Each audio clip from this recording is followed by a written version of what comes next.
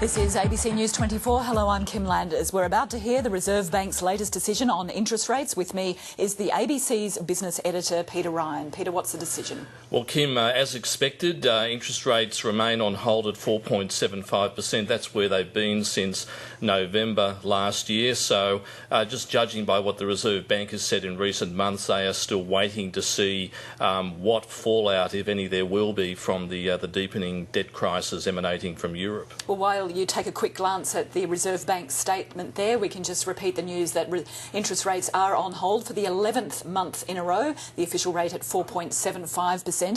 Peter, the Reserve Bank has been keeping an eye on the overseas troubles, particularly in the Eurozone, and inflation. Any sort of clues there as to what they're keeping an eye on this time? Well, Kim, some of the initial comments are quite dovish once again, but they're saying that they view monetary policy at the moment to be prudent, which goes to the wait-and-see analogy. They say that financial conditions have been easing somewhat, and we've seen that on global share markets and also locally where the ASX 200 has fallen something like 20% over the past 6 months. So a wait-and-see approach, and that's in line with what most economists, or 22 economists polled by Reuters, were saying, that rates would remain on hold. But there are a few, including Westpac, AMP Capital Investors, Goldman Sachs, who believe that there will be a rate cut by the end of the year. If you think of all of the global stock market volatility, and including here in Australia that we've seen in the last couple of months, all the uncertainty about the future of the Eurozone,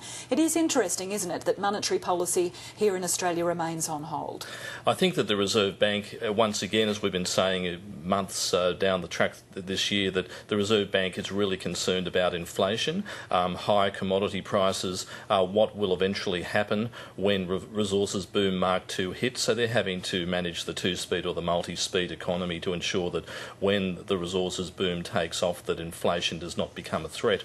But also we have seen money markets pointing towards interest rate cuts of around about 1.5% over the next year. The Reserve Bank has gone out on a limb to make the point that they believe that those forecasts might not be accurate for technical reasons, yet still money markets, for example, today believe that there was a 25% chance of a cut over the next year, or maybe even by the end of the year. So now, while this decision today to leave interest rates on hold at 4.75% was widely anticipated, is it having any effect on the Australian dollar, for example?